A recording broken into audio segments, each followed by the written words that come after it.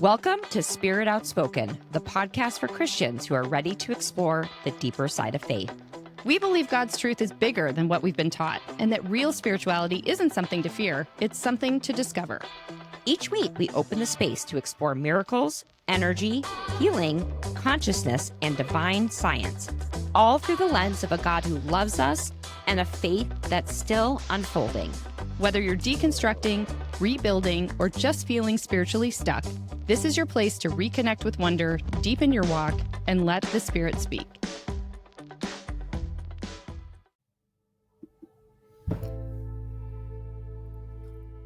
Today, we're talking with Brian Recker, a former evangelical pastor turned bold spiritual voice for a new generation of Jesus followers.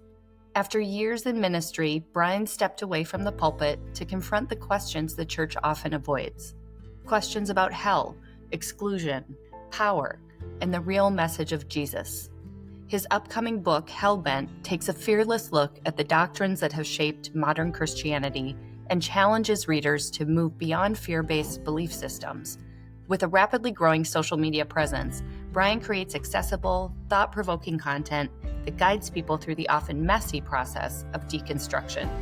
His mission is clear: to help people untangle harmful theology, rediscover Jesus, and walk in a faith that is honest, inclusive, and rooted in love. Brian, I cannot believe we're doing this. So I just got to say, Rach and I, we stumbled upon your Instagram maybe 3 months ago. And it was so interesting because when we started Spirit Outspoken, I don't think Rachel and I realized that we were on our own deconstruction journey.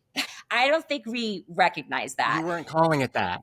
We weren't calling it that. I will admit that I hadn't really understood that term. But what we were trying to do is demystify, destigmatize a lot of these new age woo-woo, whatever the dogma is around that, that we're seeing either Jesus himself spoke to, or we're starting to see scientific studies support this. And we were really just trying to create a safe space where through our own experience of, taking care of a child that was diagnosed with cancer to navigating deep grief and loss, our own stories and how we've reconciled our relationship with Christ and deepened our faith by exploring these other things. So that's how we started.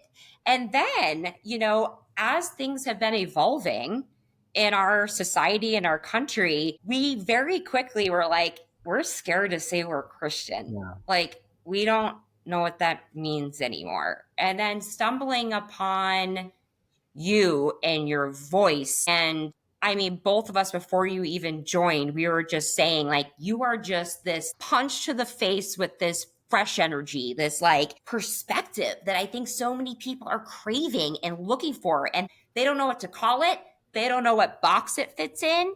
And I just want to say we're not just fans, but we feel like you're exactly what people need right now.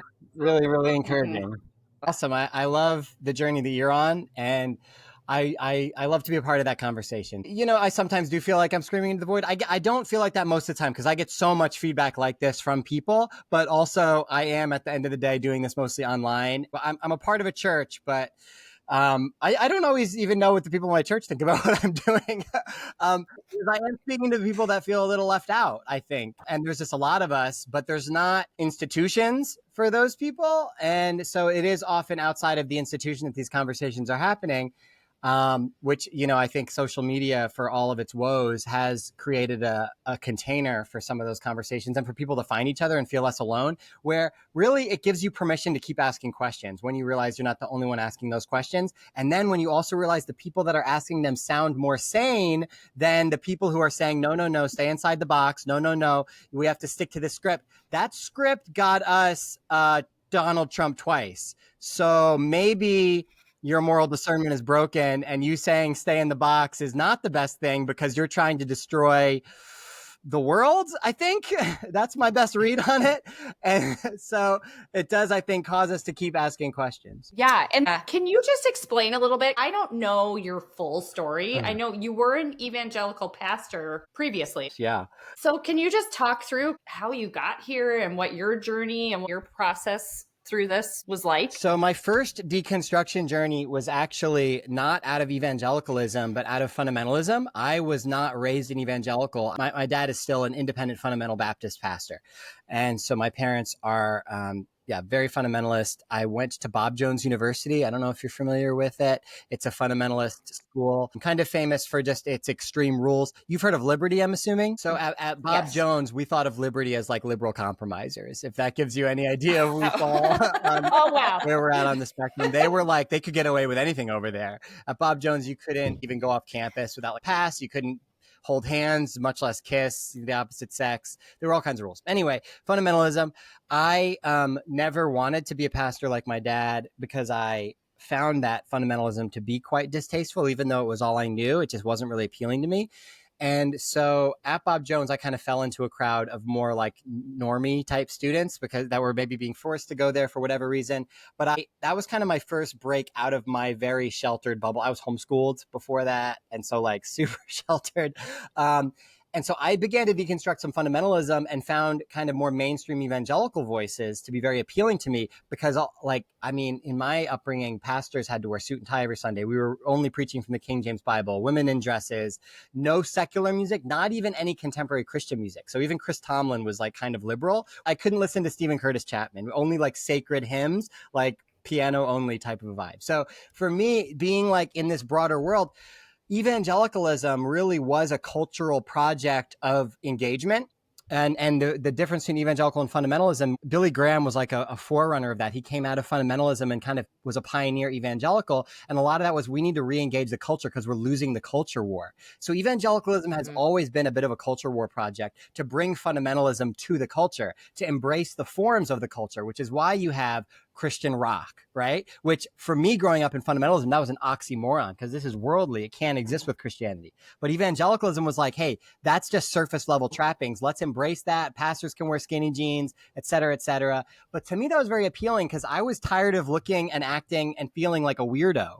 And so the fact that I could wear jeans to church and listen to normal music and even have an occasional beer as long as you didn't get drunk, was very appealing to me. And so after college, I started going to evangelical church and like got so excited about it because it was like I could finally be a Christian and not feel like a freak. And also the message was, I was raised in fire and brimstone preaching, like hellfire preaching, week in, week out. And so for me, like I discovered preachers like Tim Keller, Matt Chandler. These were some of the voices that I clung to. I don't know if you're familiar with any of those guys. Those were kind of evangelical preachers that made it all about Jesus, right? They were talking about what Jesus had done. It's not just a bunch of rules. It's about a relationship with Jesus, et cetera, et cetera. So that was my first deconstruction. And it was pivotal because in that process, even though I stayed actually in quite a conservative world, I would come to find I did have to disappoint my parents. I did have to lose some relationships. I did have to experience some sense of I'm choosing this for myself, regardless of the fact that this is going to be a break with the world that I grew up with. The frame broke for the first time. And I think that's always the first time the frame breaks, I think is like the most important one in some ways, because then you realize like, oh, the people that were telling me they had all the answers maybe don't have all the answers. And it does put you on a road to begin to question. I see you guys nodding. I guess that happened to you. No, that resonates. It absolutely resonates. Like I was raised in an evangelical Christian environment. So, obviously what we're doing is extraordinarily disappointing to many people that I grew up with, raised me. But, here we are. But it's just fascinating to hear like how that even in it of itself was a deconstruction going from fundamentalism to Isn't that funny? Evangelical, right? Yeah. And I think what's interesting is I think I would have gone further faster had I not become a pastor. I think that delayed my continued evolution a little bit. But I kind of dove in head first. And, by that time I had been in church my whole life. Even though Bob Jones, I studied marketing, everybody there gets the equivalent of a Bible minor. I took Bible courses. I was in church like 4 times a week growing up, right? And I also was very refreshed by this community where it didn't feel so legalistic, so heavy-handed, so judgmental, so fire and brimstone, so fear-based. So I got very plugged in, ultimately did become a pastor of a site. We launched a site. I was 25 years old. That was in Eastern North Carolina.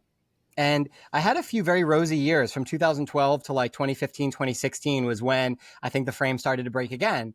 And I really realized all of a sudden that I was not in the same place as most of my evangelical peers when I saw Donald Trump begin to become like, the front runner, which I was surprised by. I wouldn't be surprised now, but then I was surprised. I didn't see that coming. I really trusted the moral discernment of what I was a part of. I thought these people at the top of my movement were wise people, were godly people. And to see them line up behind Trump was the moment where I realized, yeah, maybe we don't have it all together. But there were still a lot of voices in evangelicalism that were kind of never Trump sort of conservative, but like Russell Moore, for example. I don't know if you're familiar with him, but he was one of the top SBC folks who, despite being in the Southern Baptist, despite being very conservative, he was an outspoken critic of Trump.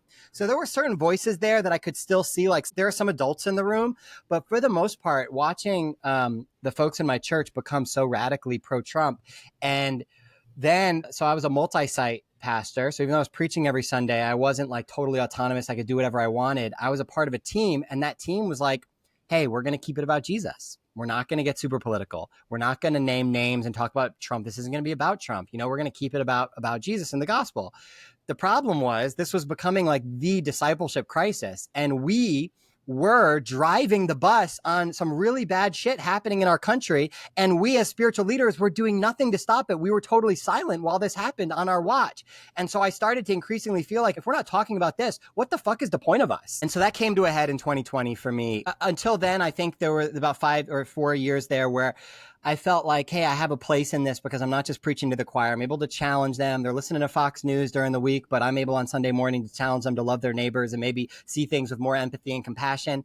And that felt like a good thing for a while until I realized that my presence within the system was still endorsing the system, and I could only go so far within the system. And also I was censoring myself massively. And even though I was censoring myself and wearing kid gloves and like pulling my punches, they were still getting offended by the things I was saying. And I wanted to say a lot more. And so I realized I needed to get out of there. So that was when I put in my resignation, end of 2020, after that year of like, I preached a sermon on race that summer in the wake of the George Floyd stuff that got me a bunch of emails. People were, didn't want us to talk about systemic racism. They were just being swallowed by this alternate news universe. And that was within our churches. And that's so many pastors. I think there's a lot of pastors who are more progressive in their congregations, and they're afraid to talk about things because of what's happening in their congregations. Yes. They don't want to lose their jobs.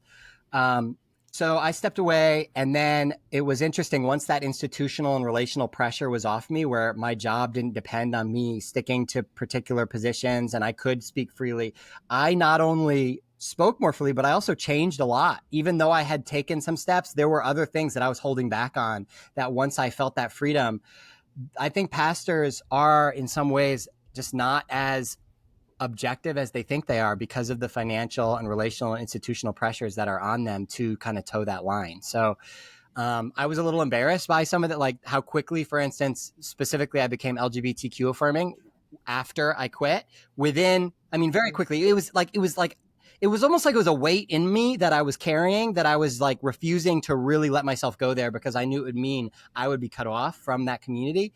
And once I realized I'm taking a step out of this and I need to like go there because that's where my conscience was leading me, it happened very quickly, actually.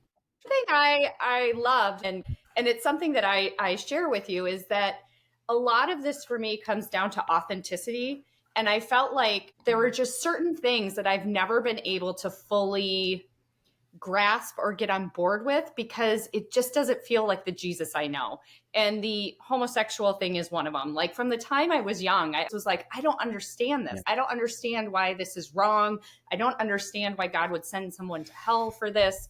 And it was kind of that feeling of, if I'm going to have a faith, I want it to feel authentic. And there's so many little minor things that for the longest time, I just kind of was like, well, I just won't go there. Totally. I'll just ignore it. Kind of like when you were talking about that weight in you. Right. And finally, I just was like, no, I want to know the answer to this. This has been kind of eating away at me, and it bothers me because I look at, especially with the LGBTQ stuff, the evil that has stemmed from that, the families that have been broken up, the people who have committed suicide, the children who have been kicked out of their homes. I'm like, what are we doing? And that's why they're losing on that issue, because it doesn't actually connect on a logical or a moral level, it's like, well, we have this arbitrary religious rule that we have to follow. But it's like, well, why? What's the harm? Because I see harm that you're causing.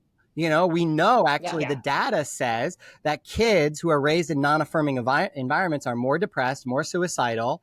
So we know that causes harm. But what harm are loving queer relationships causing? They're not. At that point, it's like, okay, so I'm supposed to suspend my sense of moral intuition and listen to my religious authority who says, no, this is wrong, and get in line, right? And a lot of it does come down to, as well, I think, a particular view of the Bible and the inerrancy question. That's what it was for me. That was the difficult part for me, was there were people that I respected who said, this is what the Bible says. And if you're going to trust the Bible, you have to believe this. And if you change on that, then what's the point? Throw away the whole book, right? So they really make it an all or nothing approach, which we don't actually treat anything else like that. We don't treat any other book like that, especially something that is so ancient as the Bible, with so much diversity, so many different authors written over centuries in multiple languages, over 40 authors. And there's all this diversity of voices. But what if there's a couple parts in there that we're uncomfortable with? We have to throw away the whole thing. Like, who says? And that's what they tell us, though. But that is a means of control to keep you from questioning anything. It's exactly right. And I think like where the official deconstruction really started to hit the gas was like, we started, it was really interesting. We really just follow whatever topics that we find interesting, and people are learning as we go, right? So like, this is what's kind of cool. So we'll be introduced to a new topic, and then we'll do a ton of research. Like perhaps we do 7 episodes on the topic.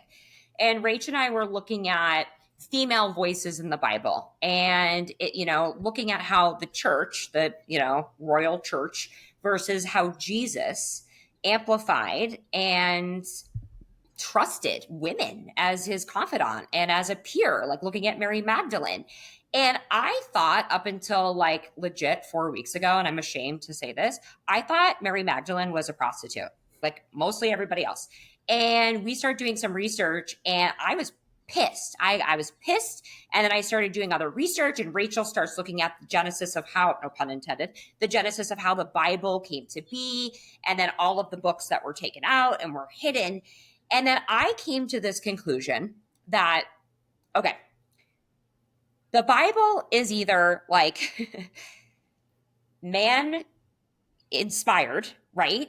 Or it's incomplete. Like either way, you can't look at it. There's only one way to look at this thing.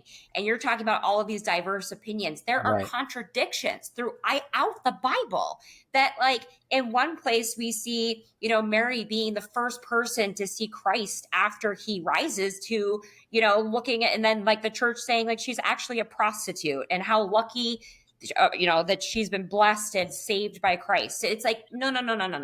There is a bunch of historical evidence saying that she was a co-prophet of Jesus.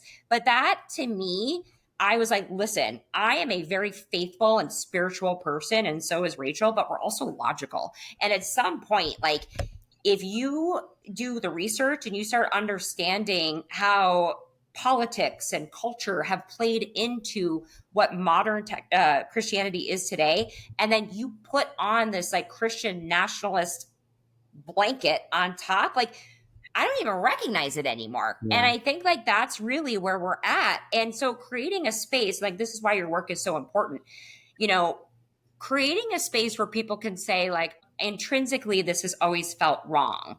This is against my intuition, but I was always taught it is wrong. So I must have to completely abandon or decouple myself from this faith.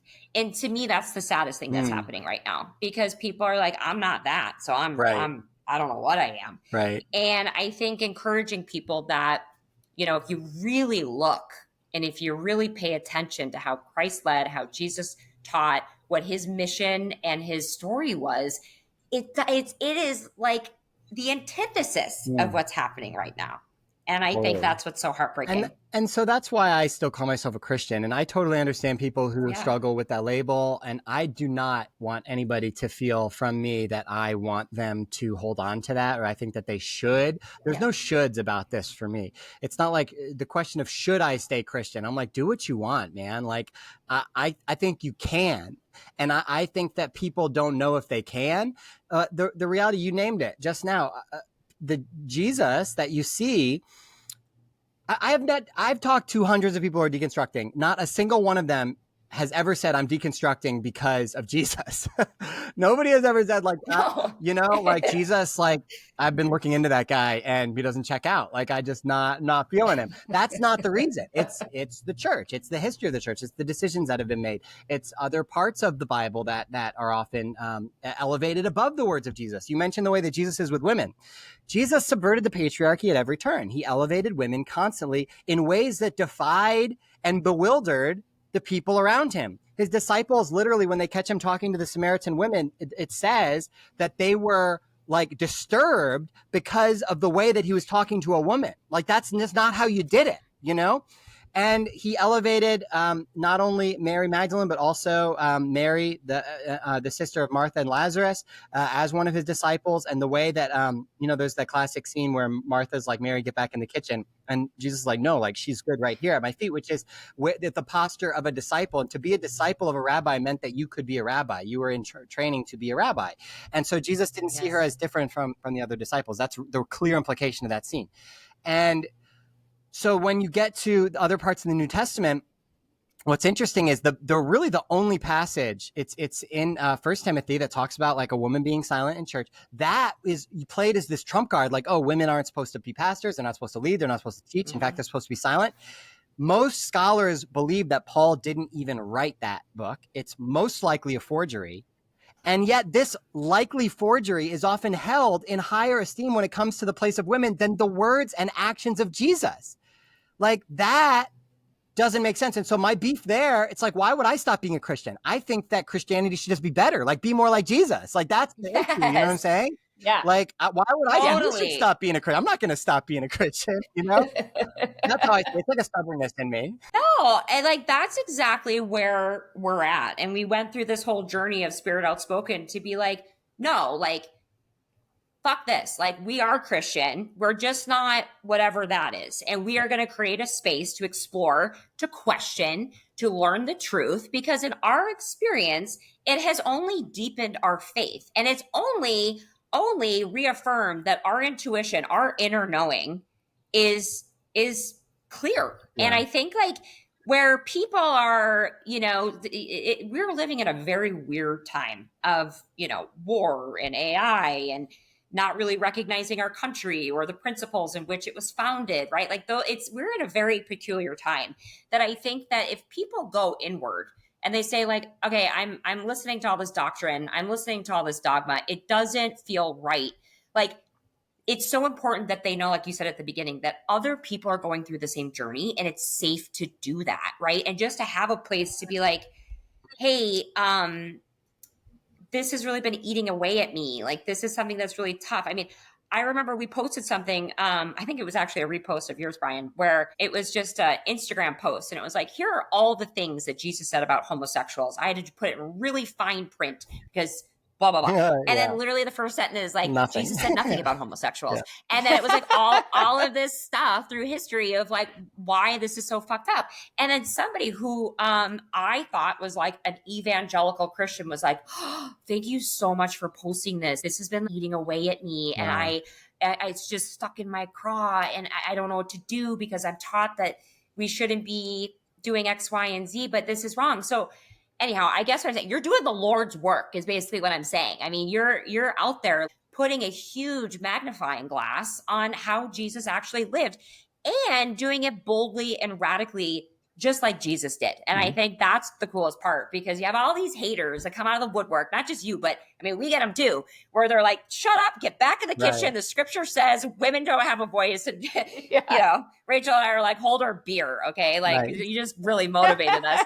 I love But that. it's like, that's what's required for change. And I think your message of like, don't abandon Christianity, just make Christianity better is like, And listen, that's mic drop. for me. I don't put that on Yeah. anybody else. Like if somebody's like, hey, I don't feel comfortable identifying as a Christian anymore, I get it. Like I hear Totally. you. There's zero judgment from on that. And I'm not even saying that I'll always feel this way. I give myself complete latitude.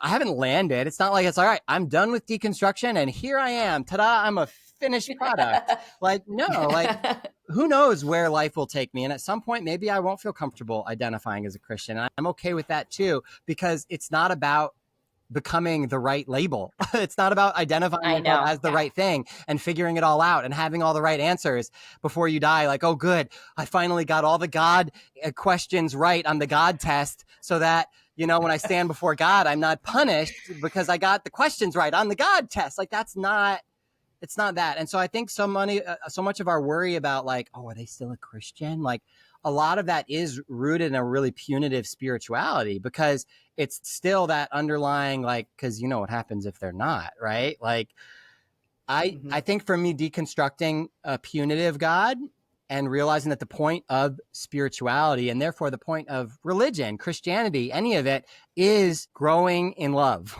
That's the point. That's really what salvation means for me, is being on that path of transformation by the Spirit of God into a more loving, human, whole person. It's not about the afterlife for me. And so I don't care what you call yourself. I think some of the best Christ followers I know in some ways don't call themselves Christians, that are modeling really well what I think the Spirit of Jesus looks like in the world. I think that for me, I just know that like that's my background. It's the language that I speak in spirituality. I'm too old at this point to probably become an expert on like another spiritual tradition. And also I don't need to culturally appropriate somebody else's, when Jesus himself is a great spiritual teacher, the rabbi that I have been studying under through my life. And it's like, I want to go deeper into that tradition. And that's like where I'm at right now. But I do love that I'm able to learn from now other traditions without Christian supremacy baked in, without looking down and saying, oh, they have to convert to my way because otherwise they're eternally fucked. They're pagan, they're heretics, et cetera, et cetera. I don't have those kind of lenses anymore. And so I think for some people, that's what makes me not a Christian in their eyes, because for them, being a Christian inherently means that you think everyone else who's not a Christian is problematic and is screwed, especially like in an eternal sense. And I'm not that kind of Christian. I think that doesn't have to be inherent to what Christianity is. I'm not a Christian because I think Christianity is right and I'm the right one, and people who aren't Christians are the wrong ones.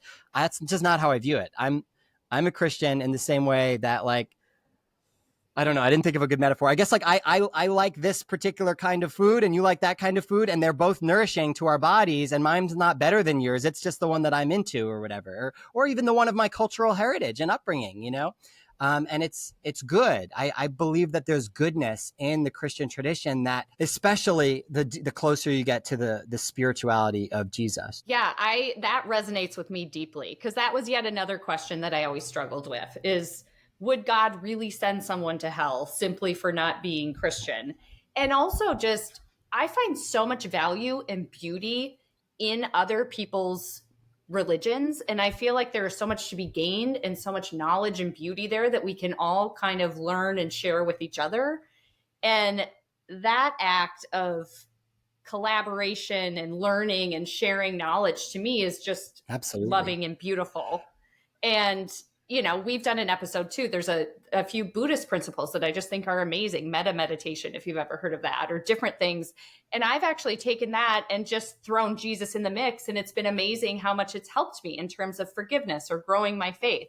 And so I love what you said about all of that. It just resonates a lot with me. I think the alternative to that is the kind of Christian supremacy that leads to a colonizing mindset, where you view other people's traditions as inherently wrong, and therefore they what would be best for them is that they abandon those things completely and become Christian. Even the colonialists when they first came to this country and really wiped out the indigenous population. It's a tragedy on so many different levels. But one of the levels that I don't think gets enough attention is how impoverished we are, that our spirituality, rather than wiping out their spirituality and saying, you have to convert to our way, we could have learned so much from them.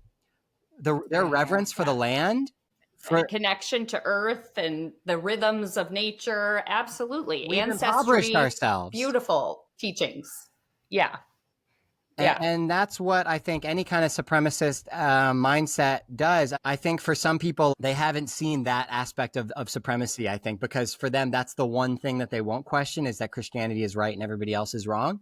But that to me really is something that needs to topple, because it's just really bad fruit has come from that, to include genocide and colonization. I mean, when I think about even the meaning of like the parable of the Good Samaritan, which it was the lectionary text on Sunday, my pastor actually preached on it. I think people sometimes get the message of that parable a little bit backwards, because the message is not, oh my gosh, you hate Samaritans? Well, did you know that you should love Samaritans? You should love Samaritans, even though they're ethnically despised, religiously despised. God loves them too, so you should love them. That's not the message. Because if that was the message, the Samaritan would have been on the side of the ditch and, oh yeah, we'll go help the Samaritan because they're human too. No, the message of that story is that the person that you're most likely to despise and hate, who has a different religion from you, they were heretics. They weren't just racially hated. They were also seen as heretics. I heard one scholar say, like, maybe a good way to look at it is like the way Israel maybe views Hamas. Like that's like saying the good Hamas person, right? This is somebody, we hate these people. And Jesus says that's where salvation will come. Not that we should love them too, but actually the gifts that those people have to give that you're most likely to other and cut yourself off, you're doing damage to yourself. You're in the side of the road. You're in a ditch right now. And the only way out of the ditch that we're all in is to let go of that supremacist mindset and realize that that neighbor that I've been othering is my savior. That's where I'm going to encounter Christ.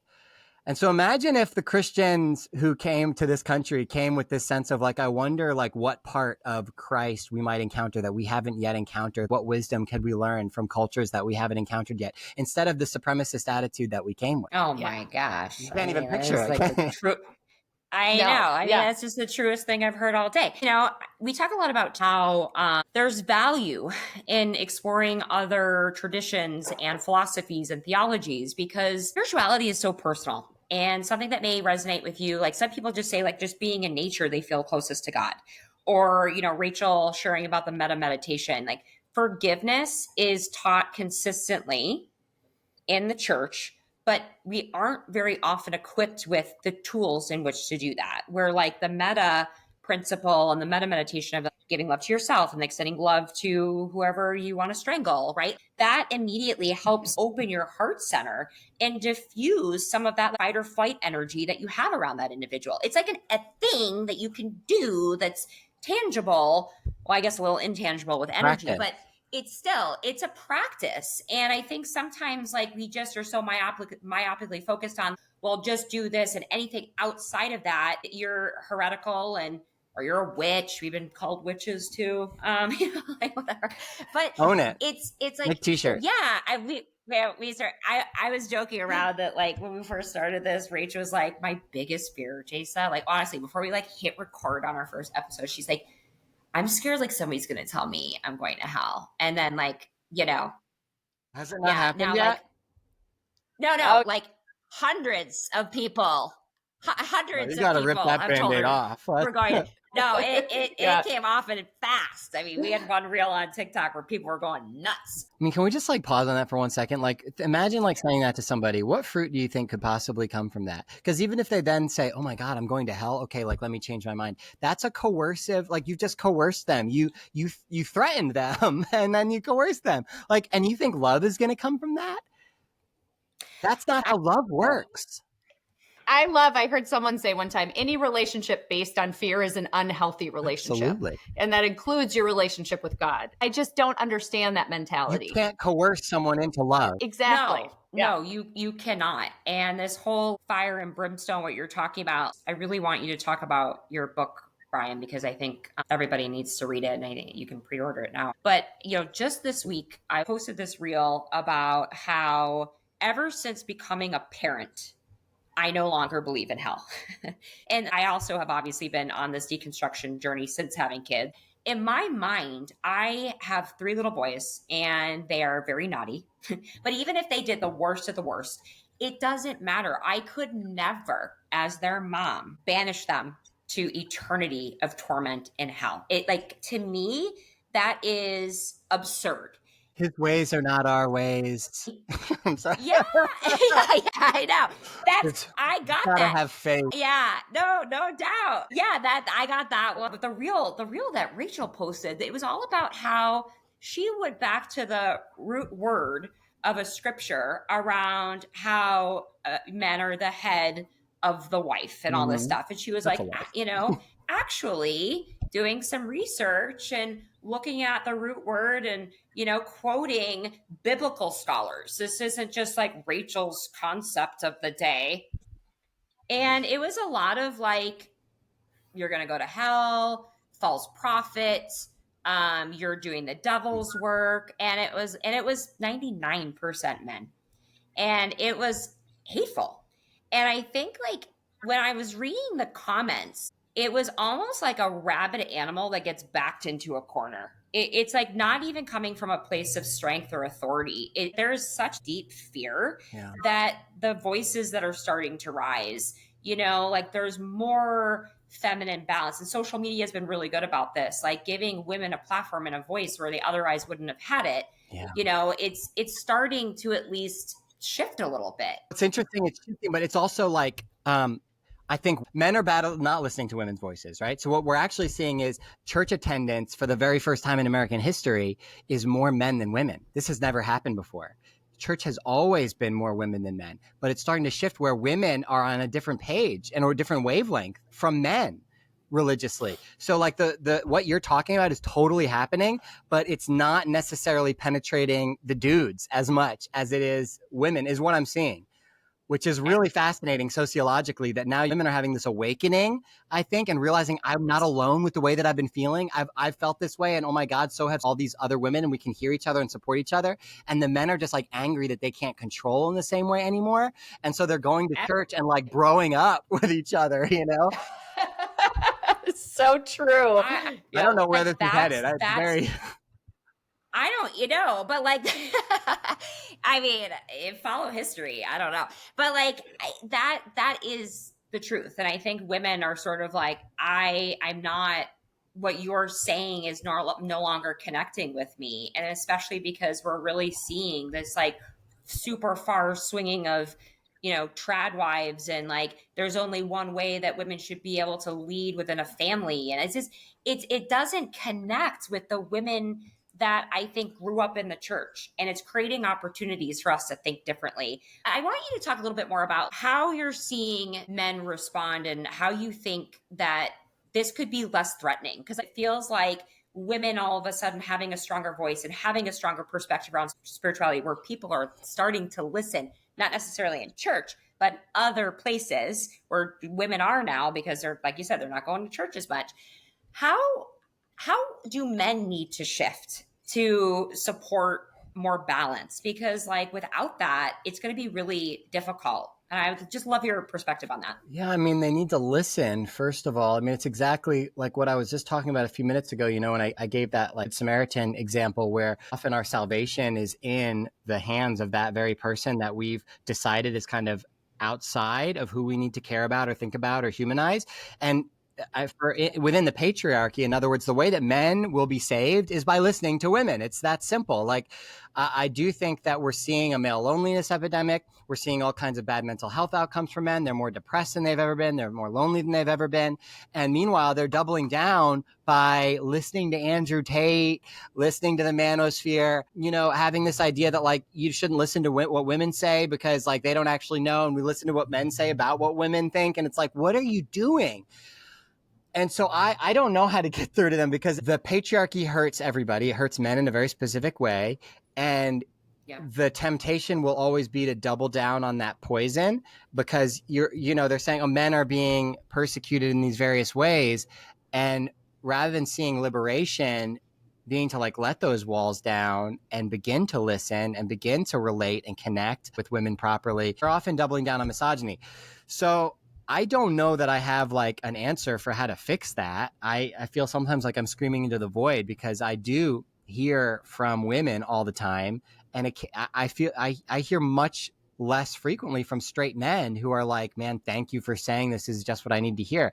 I hear from queer people and gay men quite frequently that are really stirred because it's really encouraging for them to hear a straight man saying this because they're so used to, I think homophobia and misogyny from straight men. Not that I'm an outlier. I think there are others. One reason why it's important for me to talk, and if you are a straight man who does have some sense of like, oh, the patriarchy is a damaging thing and misogyny is a problem, you need to talk about it more, not less, because other men, Yeah. especially if they're stuck in that, they can't really hear it well from anybody else because that's part of the indoctrination. And by the way, internalized misogyny and the patriarchy doesn't just mean this is a men problem. For many women trapped in this, they can only hear it from a man too. I hear from women all the time who like thank me for what I'm saying. I will sometimes like to point out like what I'm saying has been said by women and maybe they just didn't know they were allowed to listen. And so what you're saying will resonate with a lot of women, but there are some people who will write you off simply because we've been indoctrinated that like the spiritual authority is supposed to look a certain way and is supposed to be a certain kind of person. And that's part of what we need to break. That's part of the problem. So the last thing I want to do is recreate this thing where it's like, hey, I've got this better message, but I'm the guy, like, look to me. I do try to elevate voices where the whole point is like, no, we're all in this together. And like the fact that we've been shaped to think that spiritual authority looks white, straight, male. A great book is by Christina Cleveland. It's called God as a Black Woman. And she talks about white male God. And isn't that just so true that many of us received a white male God to the point where it never really even occurred to me that it was weird that there were no women pastors growing up. Like I had an exclusively male pastoral situation my whole upbringing. And I was never like, oh, that's weird. Why aren't there women pastors? It made perfect sense to me because I was indoctrinated with this system of thinking that white male God was the guy up there on the throne. So if God is male, then the male is God. I think that might be something Christina Cleveland says. I know I heard somebody say that. And so I think we've got to break that. That needs to be broken. It's a demonic system. I don't know if I answered your question at all. That's just what came off the top of my head. It's very you did, and you just made me think of something. We just had Liz Bird on our podcast, and she gave a beautiful analogy that she read somewhere where it was like, okay, there's a bird and it has two wings, and one wing is super strong and can flap its wing perfectly, and the other one has atrophied. And when that happens, it goes in a circle, and one wing, the analogy, is the divine feminine and the other is the divine masculine. And I think that once we all realize that we have both divine masculine and divine feminine energies that live within us, it will automatically create more balance because we no longer see the separation, right? It's like, I am you, you are me, right? Like it's this concept of like, we can't create more division with the solution, I guess is what I'm trying to say. But I think when we all recognize that we have each of these qualities within us, it would help sort of take some of the fear down. Like, we're not trying to say men leadership is wrong or bad. It's just we are missing the female voice, the female perspective. And for us, a lot of that spirituality comes into those intangible things through meditation, through nature, like through more female, aspects of spirituality that were deemed heretical or, people were burned at the stake during the Salem witch trials. And that became so fear-based. It was so obvious that that was where so much power was in terms of healing, in terms of helping others, that the church was like, oh, we have to snuff this out like as quickly as possible. So I really hope that through at least the voices like yours, voices like ours, voices like anybody who's trying to create a space to say like, hey, it's okay to question, especially now, it'll just naturally create more space of that other energy to come in. Not to necessarily like say it's all gotta go, but just to create more of this balance, because otherwise I just feel like we're going to go in circles. Yeah. No, I agree. It is interesting. I was raised in kind of a paradigm where systematic theology was like really important. It was all about kind of having your doctrine in a row. Very logical, very rational, very much like it's all supposed to connect, all supposed to fit together. I am kind of at the point where, like, if you're a systematic theologian, I'm sure what you do is valid and important, but I kind of feel like systematic theology is kind of bullshit because the Bible doesn't give you systematics. It gives stories, and they don't all fit together in some tight system. And a lot of times what we're trying to do with these systems is have all the answers and like have them all connect properly so we can have like this tight, like, oh, it all fits together and I've got it sorted now. I think for a lot of times, if you're concerned with like having your theology all tightly connected and like having the system figured out and having the right answers, it's possibly either fear, like I need all the right answers or I'm going to be punished, or it's control. I want all those right answers so that I can have a sense of control and mastery over my thing, but also others. I can control others. And it's also exclusion. Once I can say these are the right answers, this is the box. And if you step outside that box, now I know who's in and who's out. And so a lot of times, I think that when our spirituality looks like believing the right things, it's fear, control, and exclusion. And for a lot of people, that is Christianity. And that's why I think a lot of people are hesitant of the label or ready to move away from the label, because to be a Christian means I assent to these particular creeds, these particular Christian dogmas, which means that I'm in, which makes other people out. And for me, I think one thing that we really need to be thinking about as people who stay Christian or just stay in that spiritual world as Jesus followers is like, what does a positive Christian spirituality look like? Because if the point of spirituality is to grow in love, not have the right answers, most of us like didn't get tools. Like you grabbed onto this amazing tool that's like helping you forgive people. So in other words, it's not just you have to have like, okay, forgiveness is important. That's one of the truths that I believe. Technically, it's one of my dogmas. I believe in forgiveness. But like, okay, how do I grow into a more forgiving person? And is that the point? Or is like believing the right thing about forgiveness the point, right?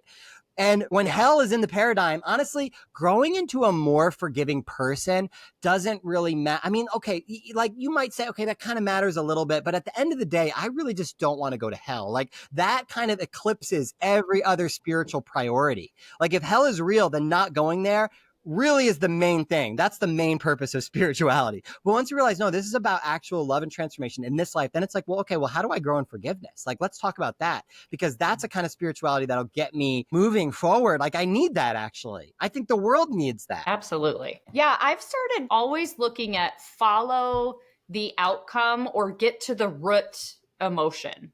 And so often, like you were saying, it's fear, it's control, it's power, it's superiority, versus love, forgiveness, connection. And that's kind of what's been leading me and helping me during those times where I'm like, that just doesn't sound right. Actually, biblical, that's the fruit of the Spirit. That's judging a tree by its fruit. Absolutely. And we weren't really empowered to do that well. We hope you enjoyed this discussion and that it sparked reflection, curiosity, and maybe even a little healing. Be sure to tune in next week as we continue our conversation with Brian. We'll talk about the intersection of faith and politics, the church's teachings on homosexuality, and dive into his new book, Hellbent, a bold challenge to traditional Christian doctrine and an invitation to follow Jesus with freedom, authenticity, and compassion. See you then.